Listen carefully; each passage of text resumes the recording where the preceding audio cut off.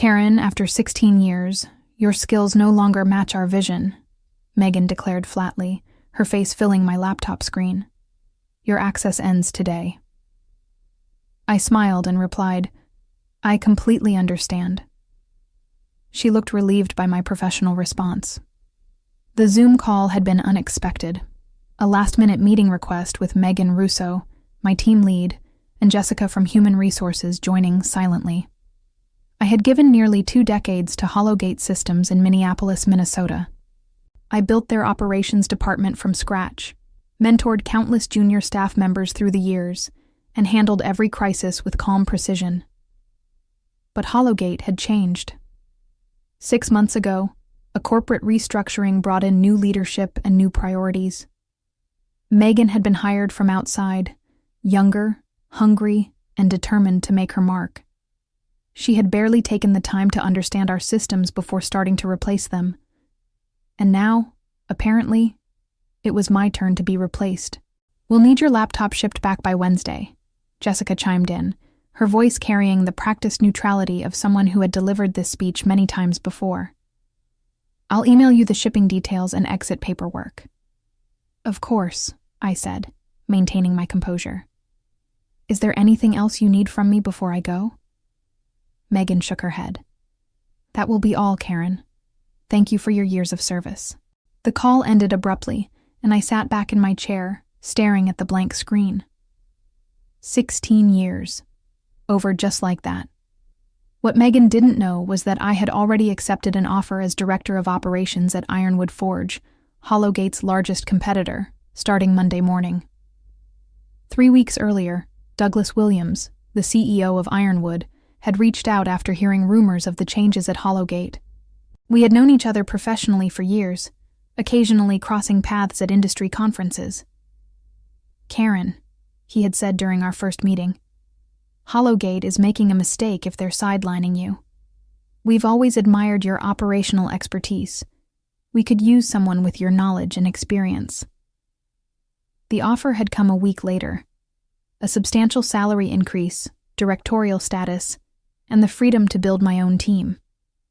I had signed the contract yesterday. I closed my laptop and glanced at my phone. 2 text messages had arrived during the Zoom call. The first was from my husband, Tom. How did it go? Call me when you're done. The second was from Douglas. Office ready for Monday. Team excited to meet you. This is the beginning of something great. I smiled to myself. Megan had no idea what was coming. I met Tom 16 years ago at a tech conference in Chicago. He was presenting a session on network security. I was there representing my previous employer. We connected over coffee during a break, and the conversation never really stopped. 6 months later, we were married, and I had accepted an offer from Hollowgate Systems to move to Minneapolis and build their operations department. The early years at Hollowgate were exhilarating. We were a smaller company then, nimble and innovative. I had the freedom to implement my ideas, to create efficient systems, to build something meaningful. My team grew from just me to 25 talented professionals managing operations for a rapidly expanding business. Our former CEO, Harold Wilson, had been my biggest champion. Karen, he would say, you're the backbone of this company. Without you keeping everything running smoothly, we'd fall apart. Harold retired last year, and everything changed. The board brought in Vivian Torres, a hard-charging executive from a larger tech firm with a reputation for aggressive growth strategies. Torres wasted no time reshaping the company and her image. Longtime employees were gradually replaced with her own people. Policies changed. Priorities shifted. Megan Russo was one of Torres's first hires, 35 years old, with an impressive resume but little experience in our specific industry. She was placed above me, despite my tenure and institutional knowledge. We need fresh perspectives, Torres announced in the all-hands meeting introducing Megan. New blood to take us to the next level. I tried to make it work. I shared everything I knew, documented processes, offered insights based on years of experience. But Megan seemed determined to establish her territory, dismissing my suggestions and gradually excluding me from meetings where operations were discussed. The writing had been on the wall. I wasn't surprised by today's Zoom call, just by the timing. I had expected at least the courtesy of a transition period. "They did what?" Tom exclaimed when I called him after the meeting. His outrage on my behalf was touching but unnecessary. "It's fine, really," I assured him. "This gives me the perfect excuse to take the weekend off before starting at Ironwood on Monday." "You're taking this remarkably well," Tom said, suspicion creeping into his voice. He knew me too well. "Let's just say I've had time to prepare mentally," I replied. "And I might have a bit of satisfaction knowing that while Megan thinks she's eliminated a problem, she's actually created a much bigger one for Hollowgate." "Remind me never to cross you," Tom laughed. "Too late," I teased. "You already did when you ate the last piece of chocolate cake last weekend." That evening, I went through my home office, sorting materials from 16 years at Hollowgate. Most would be shredded. I had been careful never to bring confidential information home, but habits formed over years of proprietary work were hard to break. I paused over a photo of my original team.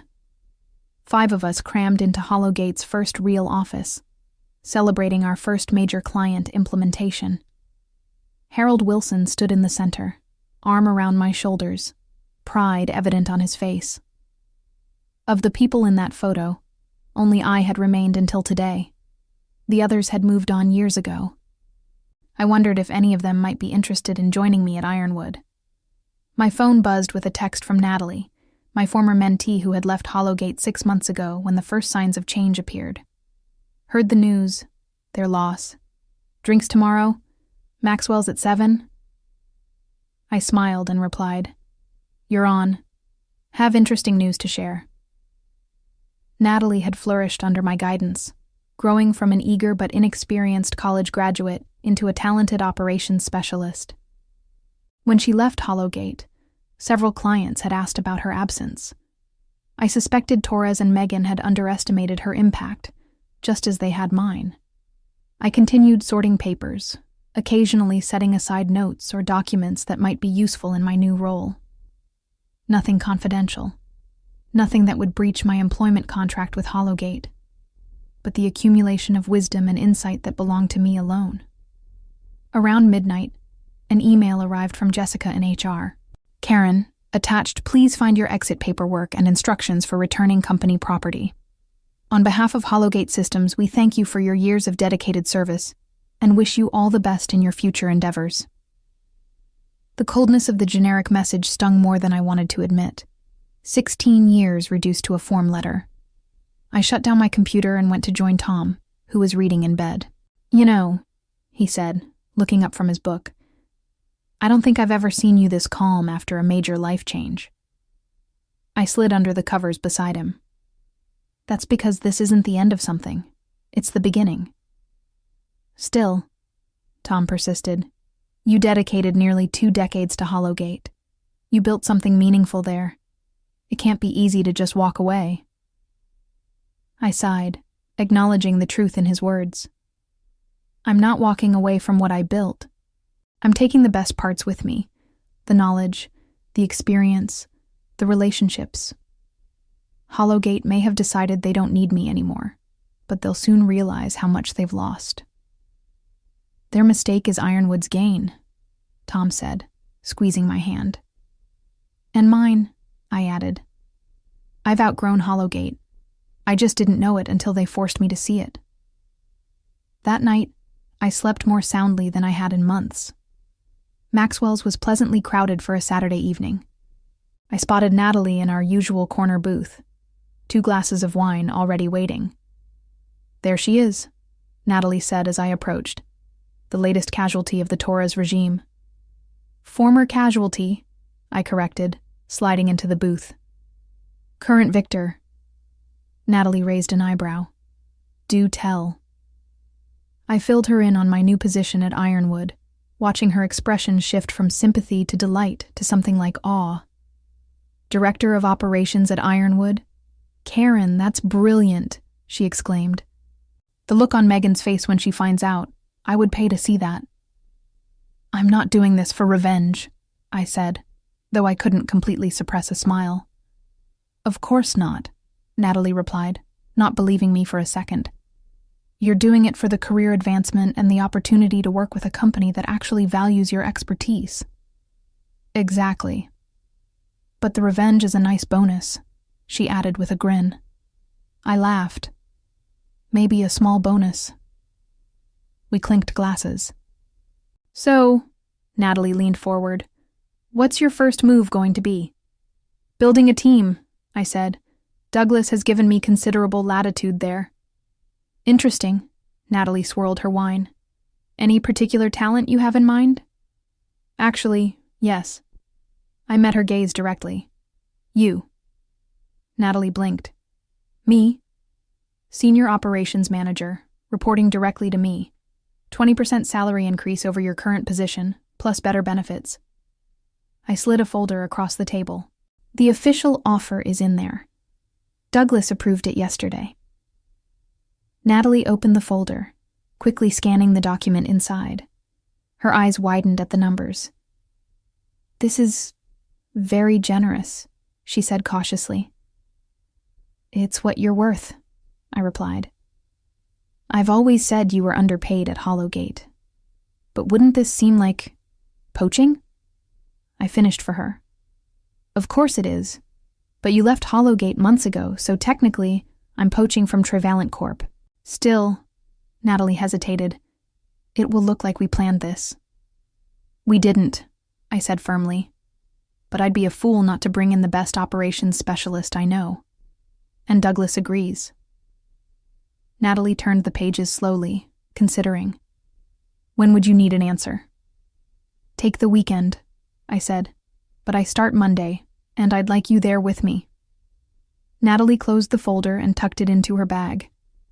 You know I've always wanted to work with you again. Then say yes. I'll call you tomorrow, she promised. We spent the next hour catching up on personal news and discussing the changes at Hollowgate since Natalie's departure. She confirmed what I had suspected.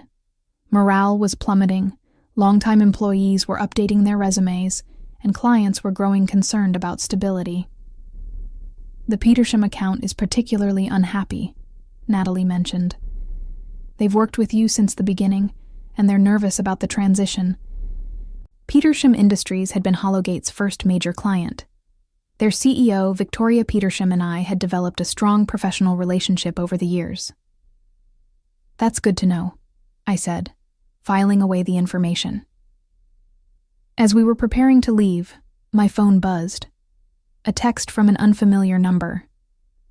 Karen, it's Victoria Petersham. Heard about your departure from Hollowgate. Very concerning. Can we speak Monday? Important decisions to make. I showed Natalie the message. Well, she said with a low whistle. That didn't take long. No, I agreed. It didn't. The weekend was suddenly looking very interesting indeed. Monday morning arrived with a mixture of nerves and anticipation. I dressed carefully, choosing a confident but not ostentatious outfit. This wasn't about making a statement. It was about starting a new chapter professionally. Tom kissed me goodbye at the door. Go show them what they're missing, he said with a proud smile. The Ironwood Forge offices occupied the top 3 floors of a sleek downtown building, contemporary space with panoramic views of Minneapolis. The receptionist greeted me by name. Director Delaney, welcome to Ironwood. Mr. Williams is waiting for you in the conference room. Director Delaney. The title still felt new but not uncomfortable. Douglas met me with a warm handshake. Karen, right on time. Ready to meet your team? Absolutely, I replied, following him into a large conference room where about 15 people were gathered. Everyone, Douglas announced. This is Karen Delaney, our new Director of Operations. Many of you know her by reputation. We're incredibly fortunate to have her joining us. The welcome was genuine, the introduction smooth. I recognized a few faces from industry events, but most were new to me. I noted a healthy mix of experience levels and specialties, a well-constructed operations department. And we have one more addition joining us today, Douglas continued, glancing at the door as it opened. Natalie walked in, looking slightly nervous but professionally composed. This is Natalie Chen, our new senior operations manager, who will be reporting directly to Karen. I fought to keep my expression neutral, though inside I was jubilant. Natalie had made her decision. After the introductions, Douglas gave us a tour of the facilities, ending at my new office, corner space with floor-to-ceiling windows and a door that connected to a smaller office that would be Natalie's.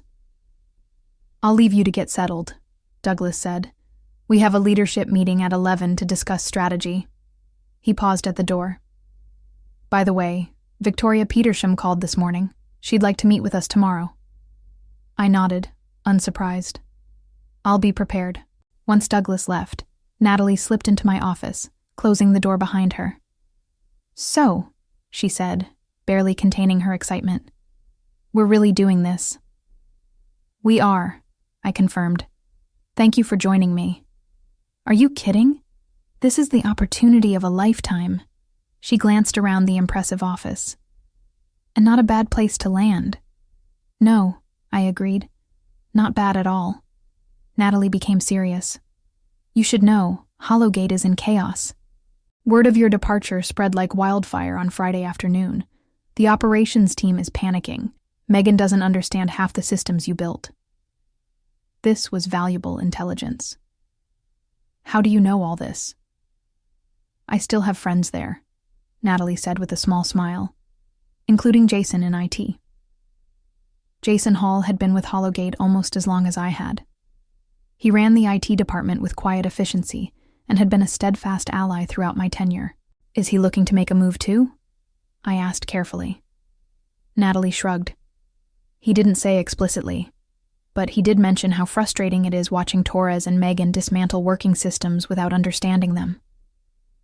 Another piece of information to file away. I would need to move carefully. Poaching one former colleague might be overlooked as coincidence. Systematically recruiting an entire team would be perceived correctly as a strategic attack. "Let's focus on getting established here first," I said. "We can discuss potential recruits later." Natalie nodded and stood to leave. "One more thing you should know," she added. "Megan's been frantically calling and emailing me all weekend, trying to figure out how to access your operational documentation." I smiled. "That's unfortunate for her. You didn't leave a transition plan?"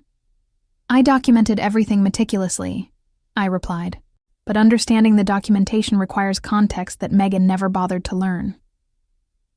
The leadership meeting at 11 introduced me to the rest of Ironwood's executive team. Douglas had assembled an impressive group, experienced professionals who asked intelligent questions and expressed genuine interest in my vision for the operations department. "Karen," Douglas said as the meeting wound down, "tell us about your approach to client transitions, particularly for companies switching from competitors." It was a perfectly timed opening to discuss what everyone in the room was thinking about: the potential for capturing Hollowgate's clients. "The key is continuity," I began. "Clients leave service providers when they feel their needs are no longer being met, or when they lose confidence in the provider's stability. Our task is to demonstrate that we understand their requirements and can meet them without disruption." I laid out my strategy: personalized transition plans, dedicated implementation teams, and regular check-ins throughout the process. "What we won't do," I emphasized, "is disparage Hollowgate or any other competitor. We focus on our strengths, not their weaknesses." The leadership team nodded approvingly. This was how professionals operated. After the meeting, I returned to my office to find an email from Victoria Petersham, confirming our meeting for the following morning. With 16 years of history between us, I knew this wasn't a casual check-in. Victoria was seriously considering moving Petersham Industries' business from Hollowgate to Ironwood. My phone rang, Megan Russo's name appearing on the screen. I let it go to voicemail. A moment later, the notification appeared. I pressed play, curious despite myself. Karen, this is Megan Russo. Her voice sounded strained. We need to discuss transition of your operational knowledge. Some of the documentation is unclear. Please call me back as soon as possible. Deleted. 5 minutes later, a text arrived from the same number. This is unprofessional. The company needs your cooperation for a smooth transition. I smiled to myself. Megan was discovering that firing someone on a Friday afternoon with no transition period had consequences. Later that afternoon, Natalie joined me in my office to review the current status of Ironwood's operations processes. She had already identified several areas for improvement. Their system works, she explained, but it's not optimized. We could implement some of the refinements we developed at Hollowgate to increase efficiency by at least 20%. I nodded. Draft a proposal. We'll present it to Douglas by the end of the week. My phone buzzed again. A call from Jessica in HR at Hollowgate. I ignored it. They're getting desperate, Natalie observed. They're discovering that institutional knowledge can't be transferred in a day, I replied, especially when they didn't value it enough to arrange a proper handover. Are you going to call them back? I considered the question seriously. No. I fulfilled all my contractual obligations. I owe them nothing more. As the day progressed, the calls and texts continued, from Megan, from Jessica, and finally, at 4:30 p.m., from Vivian Torres herself. Each message grew increasingly urgent. The last text from Torres was particularly revealing. Karen, this is Vivian Torres. We may have been hasty in our decision. Please call to discuss possible arrangements. Too little, too late. By the end of my first day at Ironwood, I had outlined a comprehensive strategy for operational improvements, scheduled meetings with key team members, and prepared for tomorrow's discussion with Victoria Petersham. As I gathered my things to head home, Douglas stopped by my office. Productive first day? He asked.